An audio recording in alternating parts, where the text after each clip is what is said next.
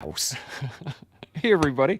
Welcome back to The Collective. We have another fantastic show for you today. We've been giggling about the lights that I have in my basement here that have been on the whole time since January 1, since we started recording in this room. Yeah, they've been on, but they've only been recently in the camera. So, hilarious stuff. Now, to the point at hand, what we are going to be talking about before I get into that is hit the like button, subscribe to the show, hit the notification bell. Yeah, I'm all Yeah, flustered who's off now, his so mark? I'm Who's off his all mark. flustered? This guy right here. I've been giggling too hard. Box breathing reset. Good. Okay. Now, we're going to be talking about a large topic today.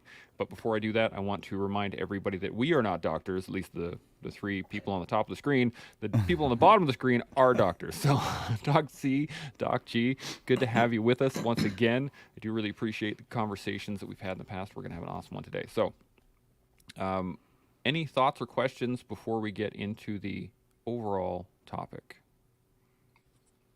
Good. Okay. So we are going to get into the application of power. We tried to have this conversation a couple of weeks ago. There were some connection issues, and it kind of there was a bit of an issue, but we got it sorted out. We're good to go now, and everyone's here. One of the reasons we wanted to get into this conversation is the fact that Seb had sent out an article that he had read and found quite interesting, and it's something that we really hadn't dove too deep into at any of the shows previous. We'd kind of touched on it here and there on the application of power, how we actually utilize it. But Seb, you want to give us a little bit of a rundown on what you found particularly interesting in that article, and then we can dive into the rest of the conversation. Seb left the chat. Yes. So the application of power starts with subscribing to the channel.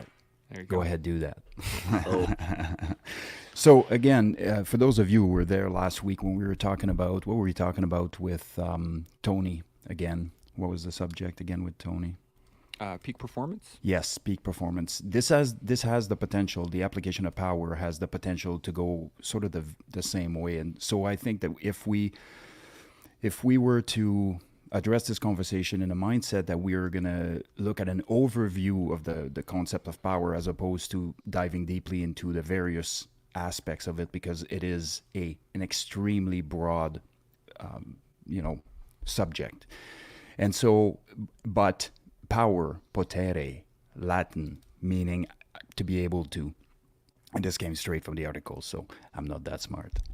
And so basically, I think what we're going to focus on today, organically, and I do believe that there will be some subsets or some side conversation that will be initiated on account of where we go with the conversation.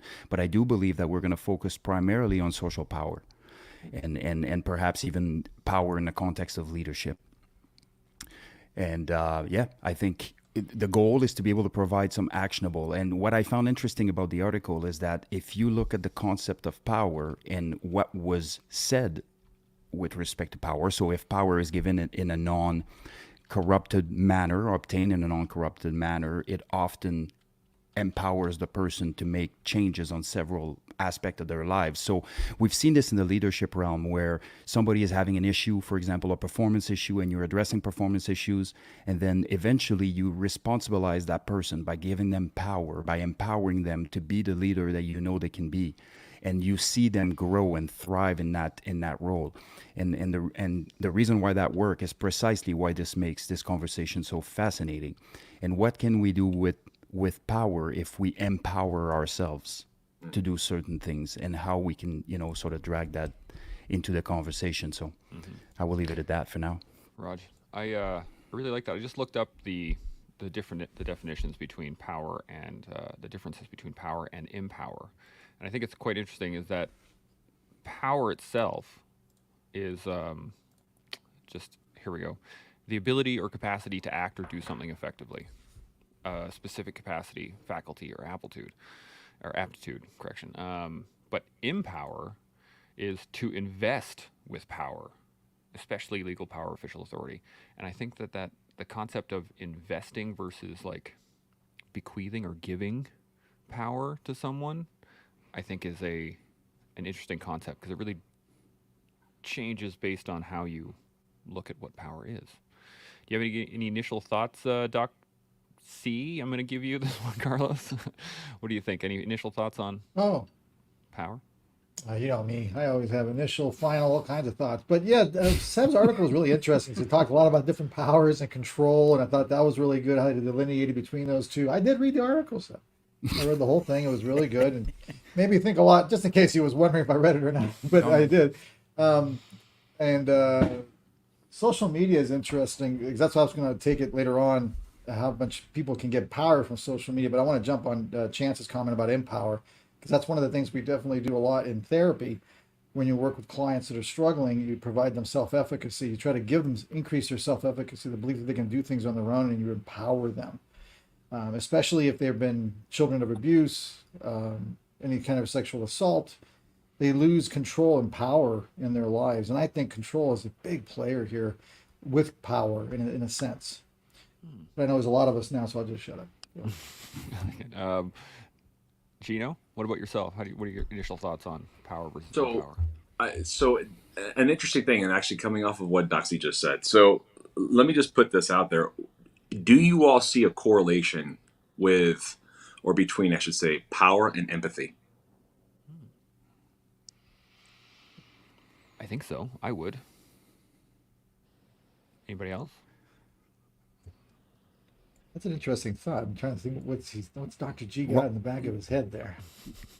My initial thought is that with power, as you gain in like a personal sense of power, you can start to gain in empathy to other people. So as I go through difficult situations and come out the other side, I've empowered myself to manage situations in that similar manner. But then I can now empathize with people who have been through similar situations. Is that kind of in line what you're thinking of there, Gino? So it's the opposite, right? So Oh. so the thought right there is the more power someone gains, right? And this is where it gets really interesting with what you just said, Duxie, about social media and empowerment, right? Where the collective consciousness kind of comes into play. That's what social media can do, right? This idea of bringing people together, but at the same time, you're empowering those people. But are you really, right? Because now I have this sense of control, this sense of management on my identity and what it is that I can do or that I'm able to do, right? But at what cost? So now when you think about connected disconnection, right, the more quote unquote social power that I'm getting, I'm actually becoming more disconnected at the same time. Now, that's a very general statement. It's not going to be universally applicable.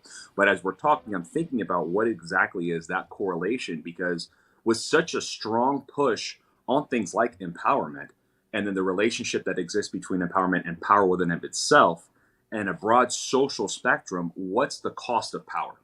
What is the cost of actually gaining it, right? Because if you're goal centric and you're self motivated, and that's this idea that I'm going to go out and tackle it, that absolutely is a sense of power. But at the same token, if I am deadline focused, what are the things I'm missing along the way as I gain a greater sense of power? What's the opportunity cost that exists there as far as character development and self development? Because when I think about some of the bigger players of social institutions, there's often a disconnect, right? So like, is there, from a military context, right? You have your 3-star, your 4-star general. How is that 3-star or 4-star correlating, right, or empathizing with the E3 or the E4 that's on the ground making things happen? Is there a disconnect? How do you ascertain if it's a good leader or not? And more often than not, it's because they're willing to get down there and be empathetic with those guys and those gals because they're willing to put in the work with them. But the question is, how often does that happen in a hierarchical institutional nature of something like that, right? So these are just thoughts, man. I know you asked for initial thoughts. I'm spitting a bunch your way. Some but good initial thoughts. It fascinates me though where this conversation goes. The concept you're talking about here is essentially the description of decentralized command. If you do it properly, and you should have your bridge the gap people that are reverberating the words that are coming from downstairs as well as returning the words that are coming from upstairs down. So there should be that, but I think you're onto something, because certainly if you look at actors or if you look at people that have a lot of social influence and a lot of social power, oftentimes they will say, I have this and that to keep me grounded. What does that mean? Why do you need anything to keep you grounded? Because the propensity is to start believing your own hype and to start flying, above everybody else. And now you may subconsciously start, driving into condescending or even if it's not willful, you may find yourself, having a condescending look on people that quote unquote are below you, so to speak, or not nearly as influential. So I think you might be onto something now. I think so. Good Sean, stuff. you have any initial thoughts on anything we've gone over so far?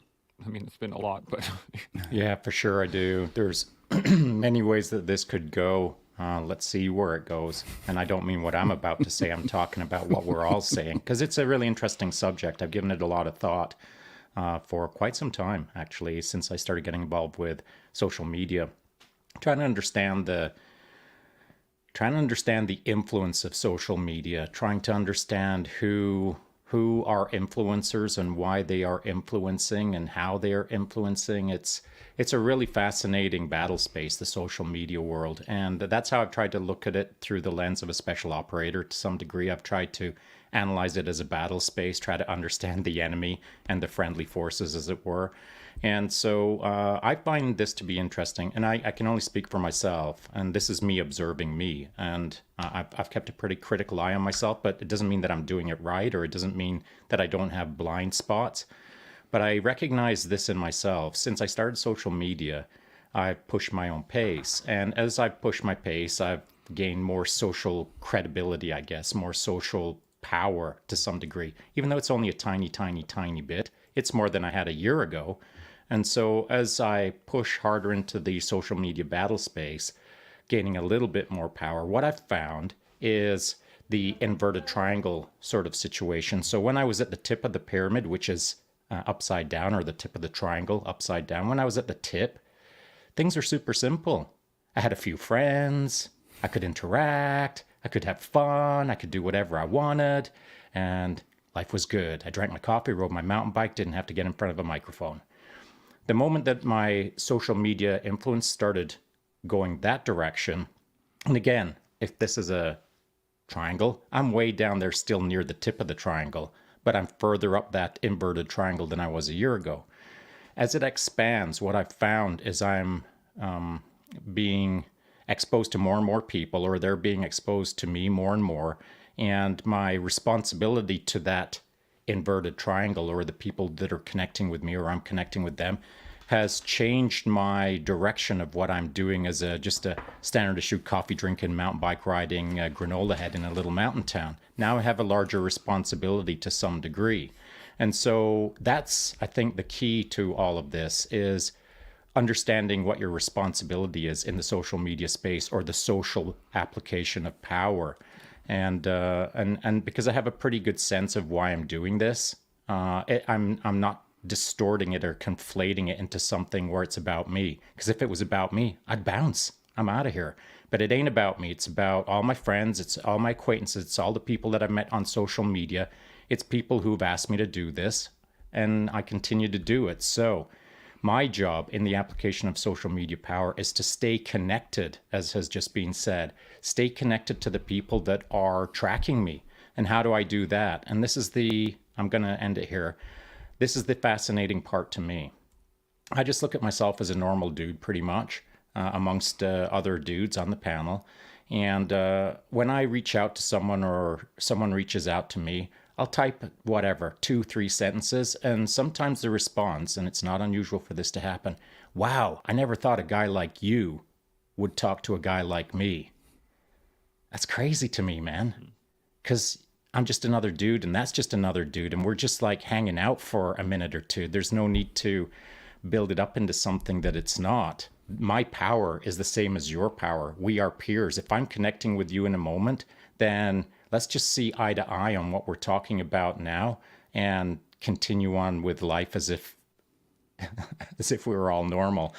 There's no reason to conflate anyone into something that they're not. It's just another person with a platform talking about things that either resonate or don't with people. And as that individual's journey, or my individual journey, continues forward through the social media battle space, well, we'll stay aligned or we won't, but there's no need to make it weird about how I'm a big deal and they're not a big deal, or they're a big deal and I'm not a big deal. It's just people connecting and trying to do their best. That's the way I'm viewing the application of social power.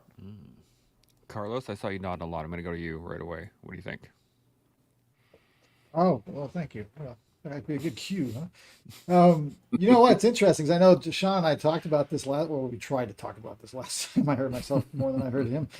But a couple things. One, we talked about social media and its power, and I'll give you an example of it. It just happened to me 3 weeks ago. If you're on my account over there on Instagram, you probably saw something weird happening because I put a weird post about a tamale guy over in LA in Torrance, about the tamale man.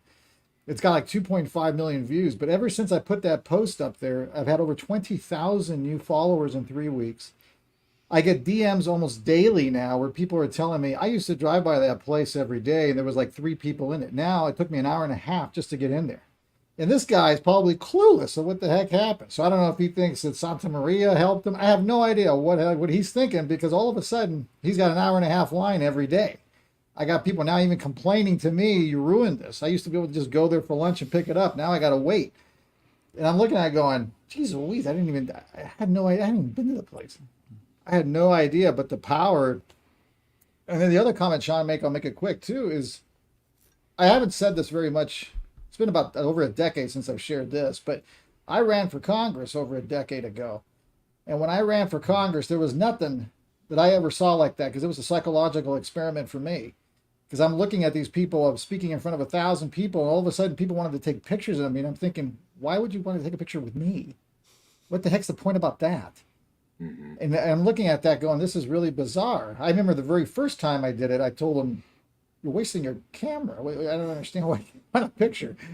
But then after a while, and I don't know if Sean felt this, there becomes a responsibility that comes to you, because they expect something out of you. And if you don't act accordingly, and I'm not saying you have to cow down to everything, but if you don't act in a certain way, they get disillusioned and even disappointed if you're not careful of how you handled it. And that was a lesson I learned when I was running around campaigning, thinking, wow, I got to change my act, because if not,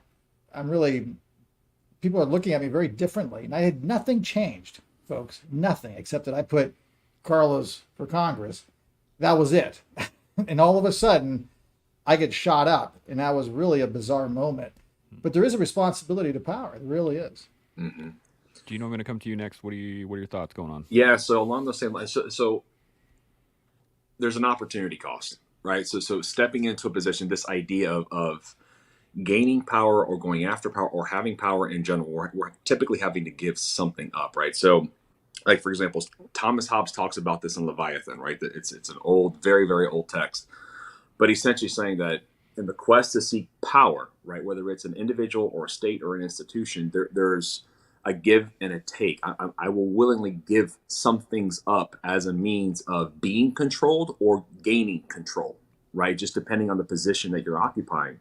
And when I think about that in the context of social media and becoming an influencer, and now there's this idea of I have a following and there's this silent expectation, or I owe this to these people, or I have to do something. You're giving a sense of a piece of freedom up, right? Because that idea of choice, that idea of being able to do what I want to do when I want to do it, because I just don't care, because it's my social media account. If you don't like it, that's tough stuff. But if the idea is to gain a following because you are someone that falls into that wheelhouse of pushing yourself to be more extroverted, which is required, right? As far as being someone of influence, you're having to constantly do this back and forth and give and take and give and take. And that's a disconnect, I think, from most people as far as mass population is concerned. So I go back to the original thing about empathy, because my wheels are still turning on that, right? And the disconnection that happens there because of that exchange. And it's a fickle thing, man. I mean, especially in the social media realm, because yeah, in one sense, you can make it all about you. And then the other sense, it becomes all about how you're making others feel, because you want to ascertain that following and you want to get that influence because that makes you feel good. Now, there's a conditioning process that has a very real reward system from a neurological perspective. And dude, it's trippy. That's why we do these conversations. Nerding out. Sam, what do you think? No, I think Sean made the great initial point about power responsibility, which were reinforced by Doc C and Doc G. So I know for myself, there's various attitudes with respect to power when power is given to you. So you have choices. What are you doing with that power is really what we're after. Not so much is power present, because what does that even mean? Well, if you're a charismatic individual and you show up in a conversation room and you just speak up, you're going to have some power to influence people. This is what the makeup of most inspirational leaders, conversationalists, really.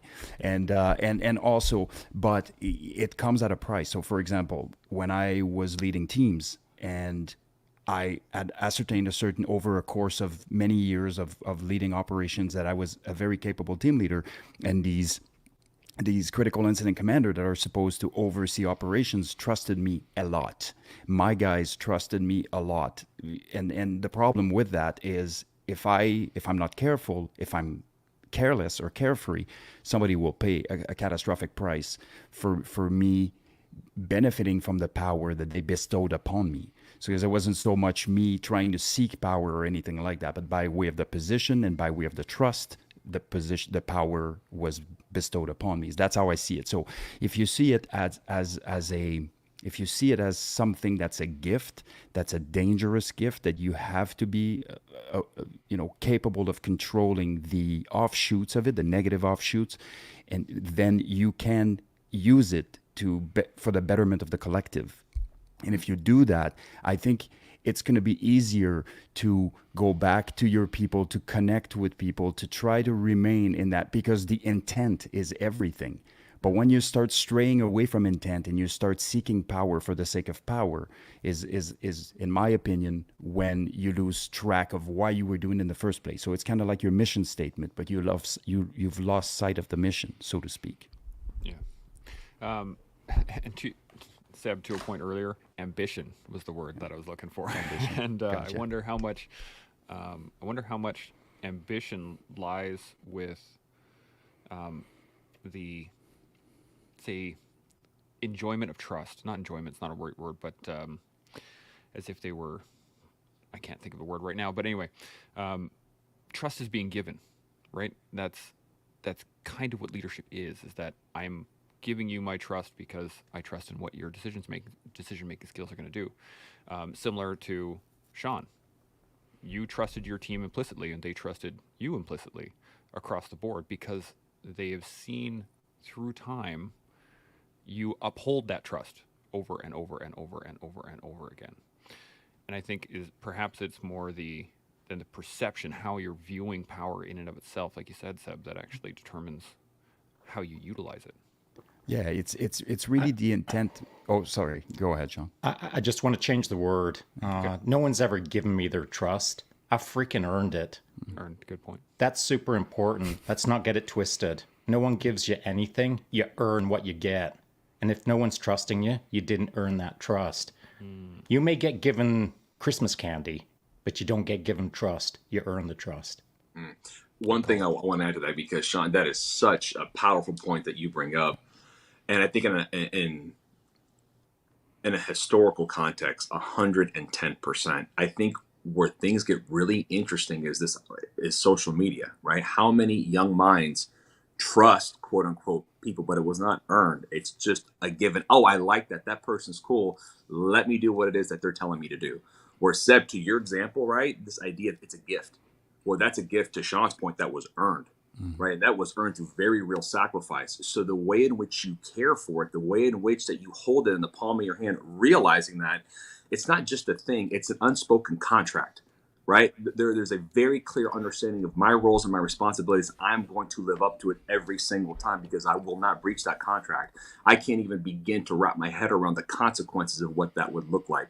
But now you take that same sentiment and the same emotion and you apply it to social media, and how it is people are doing things and applying things to their life, whether it's advice or pseudo wisdom or things that aren't actually grounded in. Whew, that's messy, man. Whew, that's messy. And obviously we have seen the consequences of that, right? And it will continue to exponentiate itself. But Sean, the idea of it 100%, the real deal, the real stuff, it is. Absolutely. And I think that's something that's... I think so. And I think the true power of living authentic power is simply doing you, being your authentic self, rather than a contrived avatar that is seeking power. just freaking do your best every day. Live your life the way that you authentically live your life. And if people resonate with that, then cool. The application of power is simply being an honest human being living an authentic life that somehow resonates with others. And as a group, you can gain power. I think any individual, why do the collective exist for a reason in my head? Last year, when I was doing social media, I was doing it by myself. I was interacting with my friends, and they were encouraging me to do more, but I was doing it by myself. And it wasn't working for me.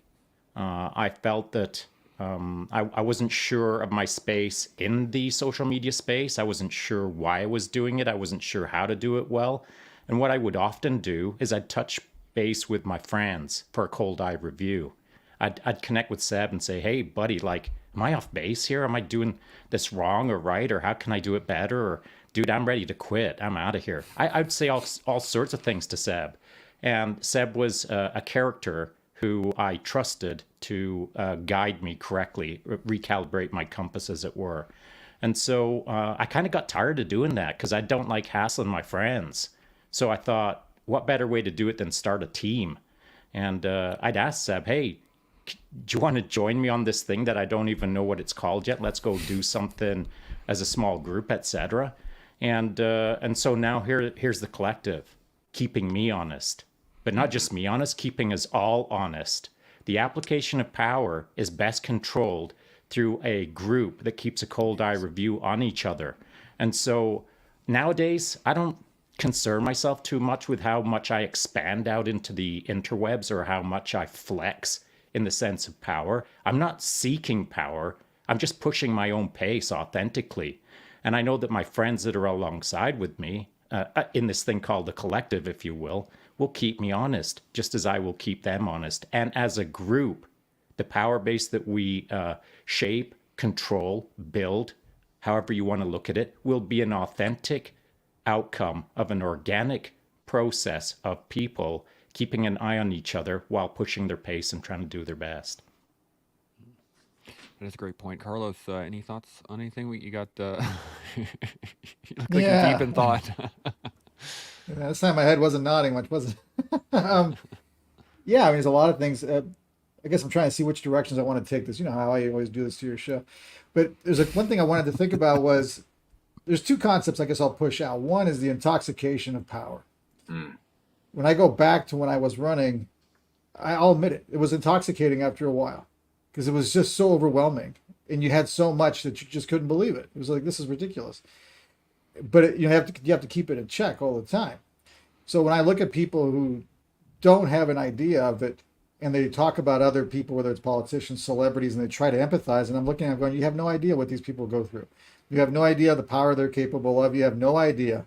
However, which segues into my next point, we're seeing an interesting phenomenon today, just like we saw yesterday in New York, where you had one person on a Twitch guy who had a following. All he wanted to do, I think, honestly, his intention was just to give away the PS5s. But social media has changed the landscape so drastically in today's generation that led into this complete chaos. And thankfully, nobody got hurt. But it was so much. It was just unbelievable amount of power that you can have. And we've seen it in the last few years. And I'll just keep it generalized. But there's a lot of stuff that happened that you can mobilize groups in seconds. And you can power up. Now, this isn't a disagreement with what Sean said. It's just a slightly different nuanced version of it. Yes, you can have you can have a group that can check the power, and you can have a group that says, hey, we got power. Now we can really move along with this thing. And all of a sudden, you got yourself a corrupt Fantastic Four. I can't think of a group that was evil, but you have a group, Fantastic Four, or something else is going on, and all hell breaks loose. It's the Legion of Doom. Thank you. There you Legion go. of Doom. What was the one on G.I. Joe? Was that Cobra? That was Cobra. Yeah, that was Cobra, which is always a good one. Cobra Commander. The question I'm wondering really kind of falls in line with this is that, you guys know the story, or not the story, but the way a triumph was done in ancient Rome. I think I've said it before, but if you were to go off and complete a campaign and come back home after taking over a large swath of a new land, the general would then be paraded through the streets of Rome with, you know, flowers, and there'd be a chariot run, and they would parade all the stuff that they had captured in front of everybody else, and they would be at the head in a chariot. And so it would be this presentation of how much power this person had actually attained. And in the chariot, there's supposed to be a guy that sits there and whispers in your ear the whole time, "Memento mori," remember that you are mortal. And the concept was to try and keep that person in check, because as you said, Carlos, you know, you can get drunk off that power, right? It's intoxicating. And just to sit there and have everyone laud you as you're wandering through the streets of Rome. But it goes also to your point, Gino, in the fact that I get to choose, right? As that general, I can listen to this kid here who's whispering in my ear, or I can just look around and be like, all right, I'm down. Like, look how awesome I am. And then allow it to corrupt the soul.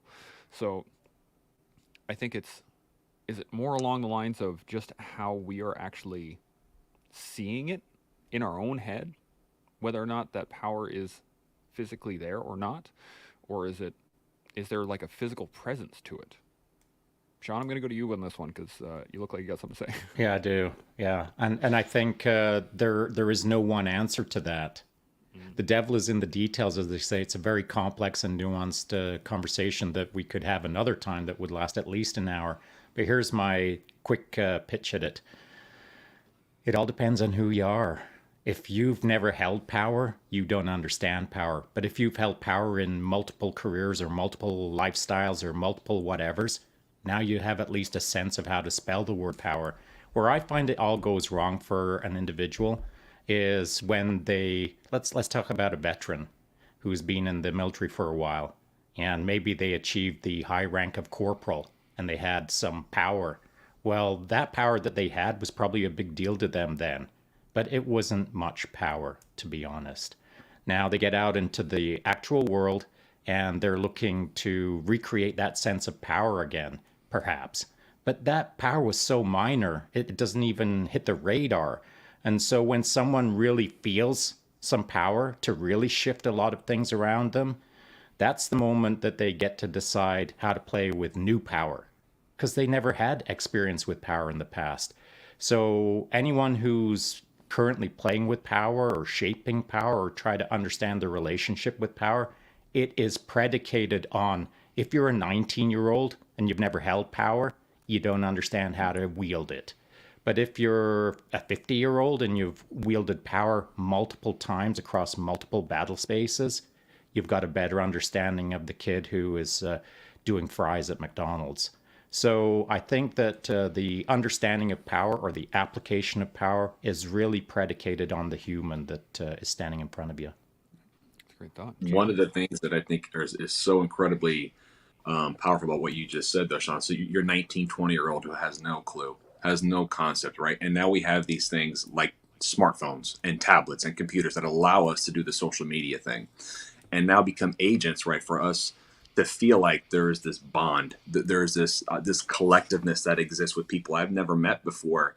And it's almost at an institutional level. Like when you look at things that happen in politics and people want to fight back, it's this idea of, let me push back on a hegemonic force, and we can do it together collectively through this one thing that's binding us. But at the same token, man, once you start getting the wheels turning, I don't know what to do with it. It's too much. It's, to your point, Dr. C, it's intoxicating, and they don't know what to do with that high, because it is such a dangerous thing if you do not know how to nurture it and take care of it and keep it within the lanes that it belongs. And so we have so much of that now, and it leads to chaos, right? And it leads to massive gaps in identity. Who I am, what am I actually capable of, and what is my purpose, right, in this particular role, having this type of social influence? Because I became an influencer because I have 2 million followers because I do reviews on Amazon about a particular type of product like that. But you have people who are dialing in and changing, and all of a sudden, if I change my narrative to have some sort of political agenda, and now I want to push back on things to incite violence, that's a very real reality that we live in now, right? And I wish they taught classes in high school about this idea of how do you control power. So we could talk about it philosophically all day. We could dive into the rants, Foucault and all those guys, and talk about the institutional side of it. But when you do have it, because you can, and you very well may have it one day, understand that, to your point, Seb, it is a gift, right? And how you take care of it very much matters, whether that's you having the power or you submitting power to giving it to someone else for some sort of social contract that exists between you two for the greater good. But we just don't see that now. Just a little addition onto that. It is a gift, or it's a curse. It's both. That is a great great clarification. Seb, what do you look like? You got a thought there? Hit me. Yeah, I'll keep it super simple. It goes back to what Sean said earlier. So power is directly proportionate to, or should be directly proportionate to, accountability. If one of those go the other way around, we have some serious problems. And so, to Sean's point earlier, there is a saying that says, if you want to test a man's true character, give him power, not money, right? Because there is an understanding that the true colors are really going to shine through when that person achieves what they perceive to be power over other people. And so I think that leaving it to one person in almost any context isn't the best thing to do. I think to surround yourself with savages that keep you accountable, as Sean mentioned earlier, is a good way to do that. Having, in a leadership context, in an institution, having a great team that keeps you, grounded and keeps feeding you the things. But the problem, and where things can really, really change, is when you start adopting an attitude that I have the power for a reason, and I'm here to tell you how this is going to be done, or how we're going to go about X, Y, and Z. I think it's very similar. It's basically a relationship, right? And if you think about it in terms of a relationship, how to have a good relationship with your spouse is really to empower one another back and forth, right? And to be of service to the other person.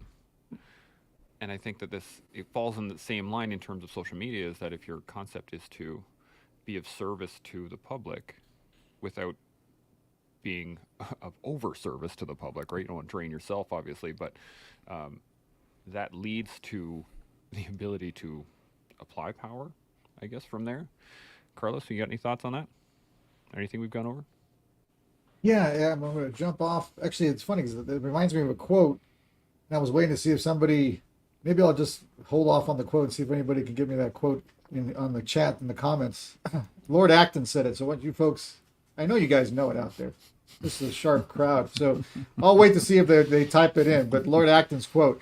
But back to Dr. G's comment, it was interesting because you do have two sides a lot of times too. When you have power and you start influencing, you're going to start having less people like you as well, which is a really interesting phenomenon. And Sean, let's say Sean, all of a sudden, and I hope it does, I hope the collective goes up to 100,000 views. I guarantee you 5 or 10% of that, which is going to be big if it's 100,000 people. It's going to be like 5 or 10,000 people are going to say, Sean's and then all of a sudden you're like, what did I do? I didn't do anything. And now, like he said, it's a double-edged sword because you had to deal with that. I am that. Okay. Yeah, okay, he might not get fazed by it, but they'll start coming after him or Chance, and you're just kind of like, I just can't win. And it's funny because those are the ones that stick out more than the positive ones a lot of times too. Hey, Wonderstorm got it. So those are the interesting things that you have with power. It's not only the intoxication of it, the alienation. I got backstabbed so many times. That's why I got the heck out of that world, because it was so unbelievable, corrupt. No pun intended. It was just really corrupt. It was just crazy out there. I'm talking about the political world. For sure. And to Carlos's point here, Winterstorm, power tends to corrupt, and absolute power corrupts absolutely. It is a great quote. Any thoughts on anything? I got a few comments here I would like to touch on, but any thoughts before I jump into that from the panel? Pretty good. Okay. So I'm going to go back to the beginning here, and we talked, Max Sidney hits us with this. I think ambition actually alienates power.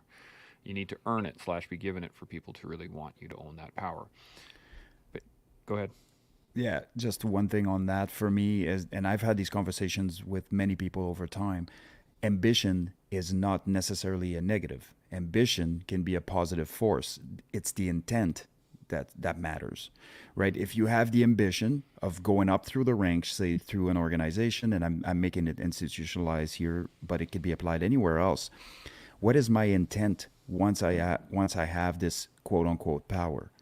Is it to make meaningful changes for the benefit of the collective, or is it so that I can seek more power and achieve more personal endeavors, or whatever the case may be? And so I think that ambition is often, and I'm not saying that that's what Max is doing here, but a lot of people see ambition as a negative, especially in a ranked, structured organizations. Yeah. Any thoughts on that, Doc C? Carlos, what do you think? Back over here. Yeah, context is important. Just like Seb said, context makes a big difference. And we could go so many different directions on this. This show's never long enough for me. But yeah, there's so many things you have. We can go with that. I mean, hospitals, doctors with power, domestic violence issues. A lot of times there's a lack of control there. Shohei Ohtani, if you're a baseball player, I'm sure he just wanted to play ball. I'm pretty sure of it, the way if you look at his character. And now all of a sudden he's just got enormous amount of power where he's going to alienate fans if he doesn't sign up with certain teams. Yeah, I think context makes a plays a big role here.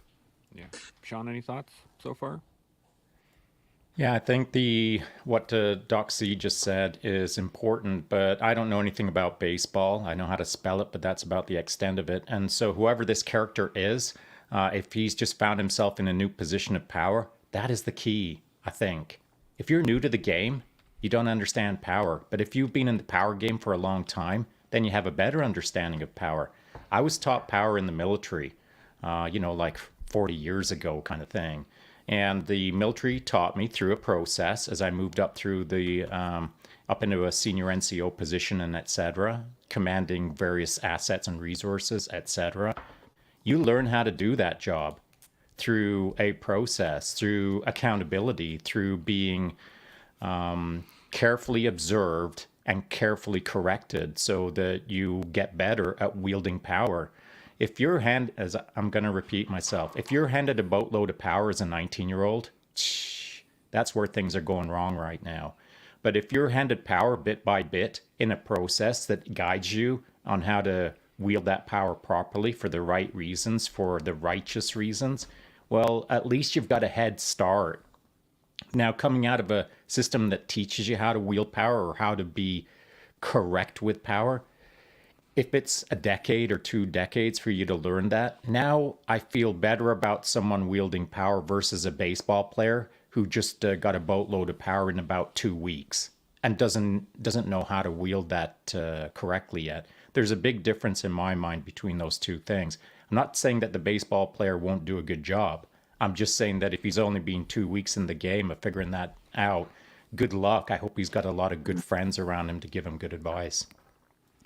There's a great point in that. I was just thinking when you mentioned baseball, Carlos, was the fact that you look at when people have power thrust upon them, right? When they are the first at something, say like Jackie Robinson, the first black person to play in the MLB, he became a national star, right, on both sides of the fence at that point in time because of the fact that now all of a sudden he has incredible he's being handed a whole bunch of social power, and he just wanted to play baseball, right? He didn't do that in order to be that person. He just wanted to play baseball, and he wanted to play baseball at a higher level. And I mean, you can think about people who are first in really anything. The first woman to run in the Boston Marathon, or the first whatever. And I think it really comes down to, as you said, Sean, as everybody's saying actually, is the how you envision what do you want to do in order to get there. And there's a great comment here from Max Sidney. He said it's talking about Scipio. I'm just going to find this real quick here so we can get it. But he came into power as a general with no actual training. Here we go. He says, I'm unsure if you need a lot of experience of power to wield it successfully. Going back to Roman generals, Scipio had no experience of total power, yet managed the Spanish conquest amazingly. As long as you have the heart, the strategy, and the goal in mind, the mission, the men, me, then experience may be less important. And I think just the last point before I jump to the panel on this one is you're, as a, say, a lieutenant in the military, you are a 19-year-old person handed an immense amount of power. You're now in control of 40 plus people that their lives are in your hands. And the best leaders I know trust the NCOs, but they still hold their space. They don't just hand off their power to the NCOs. They ask questions and then they make the decision and move forward. So I'm going to go to Gino with this one right off the bat. Do you think that it is a requirement of experience, or just a proper intent and the willingness to make mistakes, perhaps? Big question. So intention, this kind of piggybacks on what Seb was saying, right? So intention is everything. And I think it very much aligns itself with what's the impression you want to make with power? Because look, truth of the matter is both sides work, right? If you want to be a total a-hole, right, and kind of take a Machiavellian approach, by any means necessary, do what you have to do, be nasty as all get up to get the power, retain it, and grow it. There's plenty of examples where you see that working. Putin's one of them. Kim Jong-un is another one of them, right? But then on the same token, you have got, and these are big figures, right? But of course, there's microcosmic examples all over the place. But at the same token, you've got kind of like what Nietzsche talks about, the passivity of power, right? Your Mother Teresa's, your Martin Luther King's, right? Like how they got there. So the intention behind what they're doing. Look, whether it's Putin or MLK, it doesn't matter. They both have and had an immense amount of power. But what is the ripple effect that you're wanting to create and have with that power that is going to be remembered to make the next generation or the person coming up behind you better, or walking into a situation that's more productive than was previously there, right? So, Oh, he's out. Oops. Talk about a mic No, drop sorry. right there. sorry, that has everything to do with intention and how well you're going to cultivate and take care of that power to grow it. So, I mean, experience, maybe. As far as the maturity that comes along with the communication, the relationship building side of things, and emotional temperance, but nothing surpasses the intent, right? What is it at the end of the day that you want to make sure that you accomplish? And is it for the better of the collective, right? Or is it for your own personal reward system to make you feel like you did something and, you know, you're king of the hill? Because which one moves the needle for you? Because both are motivators. The question is, what does that motivator have as far as standing the test of time? Yeah. Sean, I'm going to come to you next, and then I'm going to go to Seb, but carry on. Yeah, I think the thing about Scipio there, the story that someone should take away is he was a general. And in order to be a general, you probably had to be in the trenches for a while. And so Scipio learned how to do it properly, coming up through a system that taught him how to do it properly. The rank and file kept him in check, and he kept the rank and file in check and learned how to wield power appropriately in order to continue on with the mission at hand. The mission, the men, and me. Scipio didn't understand that statement when he was 16 years old, unless he was taught a version of it through his parents and his peers and his etc. Maybe he had it cultivated before he got his first military haircut, who knows? But through the military process, through the fighting process, he learned how to wield power. And that is a marked difference between someone who was taught to wield power and someone who was given power as a 19-year-old and a phone and told to become an influencer. That's your point, Seb. What do you think? Yeah, I agree with Sean here, and it's funny that Max brought this up because I was going to use Alexander the Great, for example, right? 20 years old and taking over the world by the time he was 30. Definitely, that's not to say that there would be no growing pains, and that's what we know it is. It is the case. It's a journey, in especially in the context of leadership. There's going to be growing pains. I don't care how good of a leader you ended up being when you started. It wasn't like that. You know, it just takes time.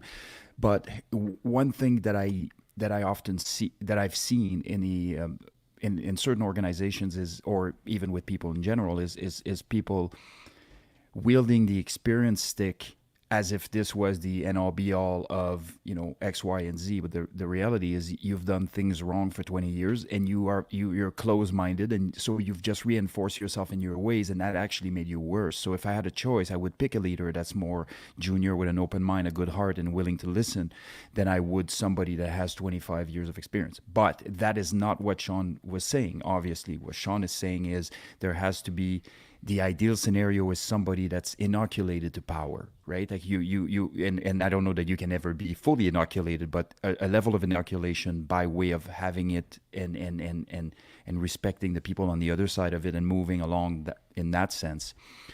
But man, like it's just, and what's interesting to the comment that Dr. C made earlier with respect to social media and the amounts, the incredible amount of power that's wielded, I think as you grow and as you become successful, it doesn't matter if it's power or anything. That if you start growing and being successful, that's almost equated to power by most people, and there is an influence there.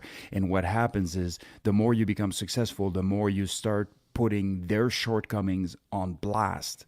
And if you were at the same level, you know, quote unquote, as them at a certain time, or they perceived you as such, and all of a sudden you skyrocketed to this social media wizard that has 1 million followers, automatically there ought to have been a corrupted way by way you got there. Because there's no way in hell that you could have surpassed them that efficiently over such a short period of time. And now you know it flares up the ego, and this is in my opinion what happens when people do get successful. That's where the haters are coming down, trying to bring down the house, because their very fabric is put on blast, whereas before that you weren't threatening. And you see that with people that tend to compete a lot. And I read a saying last week, one of the best ones I've seen in a while, something along the lines of, people at the bottom compete while people at the top collaborate. Mm-hmm. You know, and if you're doing it right in a non-corrupt society and in a non-corrupt power sort of, you know, situation, if you're doing it correctly, that's what should happen. And definitely that's not what happens all the time. Yeah. I have I got a great comment from Tanya and a great question from her. I'm going to postulate that real quick here. Are there any other thoughts before I dive into that one? And then that'll probably take us to the end of the hour. Super quick. So the other night, my oldest son Evan said, and just a random comment, "Hey Dad, I just looked at your analytics," which is more than I look at them. And he said, "Guess what? You're almost at the same amount of followers that you were with your old account." So I had an old IG account. I stopped it and started a new account from 0. And now I'm almost at the same count as I was back in the day. And he said, "How does it feel to almost be caught up to yourself?" And I shrugged my shoulder and said, "I don't care, kid. I ain't focused on how many people follow me. All I'm focused on is trying to put betterment out into the world, period." And he nodded his head and said, "Cool." And that was the end of the conversation. But that conversation is literally how I feel about social media. I'm not trying to gain followers. I'm just trying to work with good people and put out betterment into the world. The good people on this panel that I'm working with right now to have this conversation. Every day that we're over here on the collective, I'm just looking to move the needle forward for all of my friends, all of my acquaintances, all the people that are asking us as a team to move the needle forward.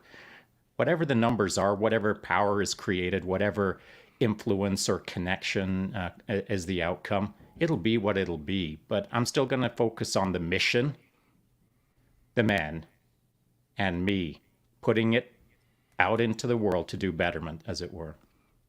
Yeah. That is your application of social power right there, right? You're applying the social power. You don't care about the power, you're just applying it. So Tanya says, this is a great quote, and this is the interesting thing I think about leadership in terms of social power, is the fact that a lot of the best leaders we can think of don't really, they feel that power was thrust upon them, which I think is interesting. So Tanya says, Dick Winters seemed to describe how he was thrust into a position of power. His accountability to his men and his desire to keep them safe seemed to have been a major driving force. And she carries on, perhaps being given power and a clear vision of what and whose lives are at stake. If you misuse your power, it can be a means to ensure you make decisions for the right reason. Now, it's a great comment, and we're going to dive into it, but it goes into your earlier comment, Tanya, where you said Marcus Aurelius managed to stay grounded, but he's an outlier. How can one work to keep perspective and to stay open to influence via your collective keeping you in check as your power grows? And I think that this is it's a very interesting question for the sake that we talk about keeping each other in check, but we also talk about if your circle is trying to keep you in check, but you are going somewhere else, not to listen to them and to keep moving where you want to go. So there's going to be a balance as to, what your group is getting you into, what it's not, et cetera, et cetera. But I'd like to kind of postulate, how do we stay open to influence but still drive forward in keeping our power in check, so to speak? Well, hang Carlos, on a sec. oh, No one said that I'm not going to listen to them. You did. I've never said that I'm not going to listen to people who are trying to give me advice. So if I'm moving in a direction, and I never don't listen to people. Oh yeah, sorry, good correction. We're able to choose what we listen to and aim in that direction, rather than not listen to people, I should say. I mean, I'm going to clarify this because you're right, it does require clarification. If you are surrounding yourself with people that are telling you to continue doing what you're doing and propping you up and saying, hey, yeah, this is great, but you want to go further in any direction, or you want to change directions, or you want to move into a different social group or anything like that, there are going to be people that try to hold you back via influence, or hold you in the bubble that they see you in, I should say, not hold you back. But the question really is, how do you stay open to influence and still drive? At least in my mind. Does that make Carlos? What do you think? I was afraid you were going to ask me. There's a lot of different ways. I guess when I look at it, it's such a complicated question. About 45 seconds. One of the things is obviously I like to do is to get multiple opinions, because you have a lot of factors of why people can give you certain ideas. And of course, my background's criminal psych, so I'm looking at people who join gangs, people who don't decide to join gangs, people who are pushed into it, people who are pushed out of it. I'm going to kick this over to Sean. I'm really just not grabbing this one in my head. So, hey, I'll be honest with you. I'm Okay, kicking it over. well, that's good. Dr. C John. driving the bus. There you go. Sean, what do you think?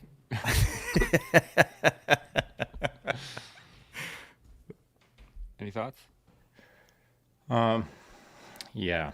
So I think that we don't have to overcomplicate anything. There's a lot of good questions there from Tanya, but I'd just like to make it really simple, at least for myself.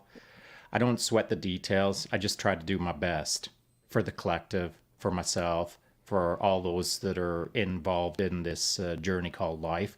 Whatever minor powers any of us gather throughout time, that power can be shaped into something more powerful than just ourselves by righteously applying that power as a collective.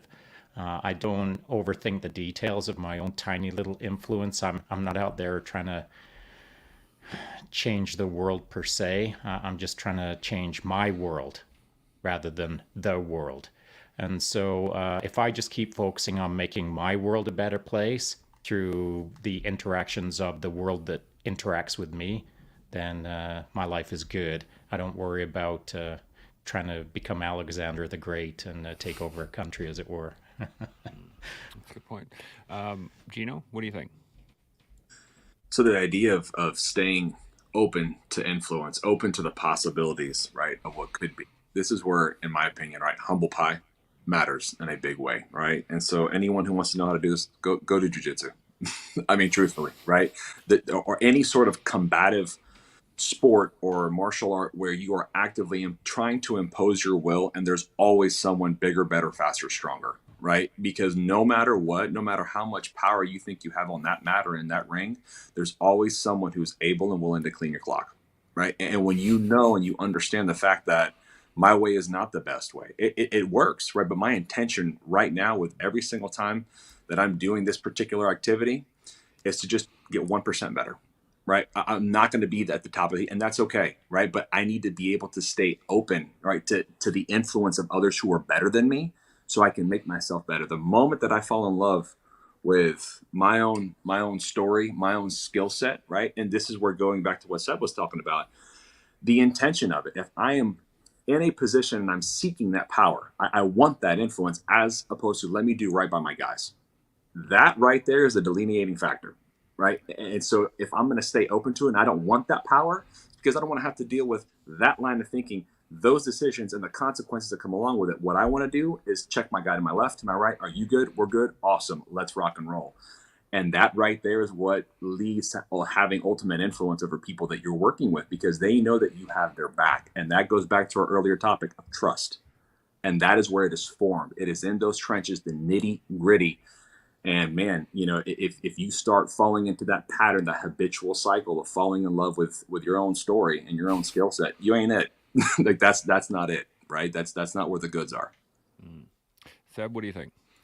Yeah, and just with that, to stay in line with the martial arts concept, for example, you could foreseeably have somebody that's better than somebody else and still loses on account of style. So it's a much more complex operation than just, this guy is better. And because there is a lot of theoretical people that do theoretically things wrong in the context of certain combat sports, and yet they keep on winning. Why is that? And so anyway, just to make a bit of a nuance on this, but what's really interesting is what your question, Chance, is that what needs to happen. I'm seeing that you're perhaps you're not seeing it, but you're describing it as a one-way street. But it's not a one-way street. It's actually a bilateral approach to influence, right? So when you're in a group, like say this group, this panel here, we all elevate each other. Gino keeps me in check. Sean does. Dr. C, you do. I'm doing the same to them. And so having the conversations, if you're in the right group and somebody is trying to hold you back of something somewhere or something that you are trying to go, what needs to happen is perhaps they need to elevate, and you need to have the conversation as to X, Y, and Z, why it would be beneficial either for yourself as a person or for the collective or for whatever the case may be. And if that person doesn't see that, or if those people don't see that, you may now have found yourself in the wrong group. You may not be in the group that's maximizing, and that's okay. Humans grow apart. It takes, it happens organically, and sometimes it needs to happen. So I don't see relationships or group that I associate with as finite or as infinite. There's always works that had to, and it's the same with relationships. It's the same with spouses. Like there's a ton of work that needs to be put in and day out to continue maintaining that relationship, building upon it, and continue moving and growing together. And that needs to happen, and that includes the groups that are supporting you in your endeavors. And so, again, not one of those things where I'm trying to go somewhere and everybody's a byproduct or everybody's accessory to my life trying to, support me or hold me back or whatever. It doesn't work like that. Like I'm going to have these conversations in a bilateral manner and try to elevate other people also. So it's I don't think it's as much of a problem as I or we perceive it to be, perhaps. Yeah, that makes a lot of sense. We're a little bit over time right now. So I'm going to do some final thoughts. I would love to get to all the comments, but there are a ton, so I'm not going to go into that. I do really appreciate everybody's comments here. There's just some fantastic ones. And Doxy, you've been doing a good job of answering people and getting in with that. But let's hit some final thoughts on the application of social power. And before I do that, I do want to state that yes, we have barely shaved the surface of this massive topic. I'm going to keep this one on here, and we're going to keep this panel for another day, and we're going to carry on this conversation because I think it needs to be developed consistently. So let's do some final thoughts. Gino, start with you, and then we'll work our way down the line. Yeah, so I think for me, closing out, one of the big things when we're talking about intention, and this is a stickler for me, right? So, influencing others is one thing, right, that comes along with power, but truly having the control and the mastery to influence yourself and have that complete dominance over yourself, that's where you should be focusing. And this is where it goes back to the very beginning, right? Empowerment. How are you empowering yourself, right? Before you even begin to think about others, focus on you. And by doing that, that's the organic ripple, right? Other people will see that, and that's attractive. And then you start building that organic relationship as compared to, I want to go control and I want to go influence everybody else. So what do I need to do to appease them, to get them to buy into what I'm saying? Keep it real, keep it authentic, keep it as you, right? So that's what I would close out with. Awesome. Seb, yourself, final thoughts? Unless you're a jerk, then don't be you. Exactly. Yes. Yeah, no, again, it's another one of those conversations that could literally go for a week, and we still wouldn't scratch the surface, depending on context that would be discussing. So, no, it was a great conversation, gentlemen, and I'm looking forward to the next one. Outstanding. Carlos, what do you think? Final thoughts?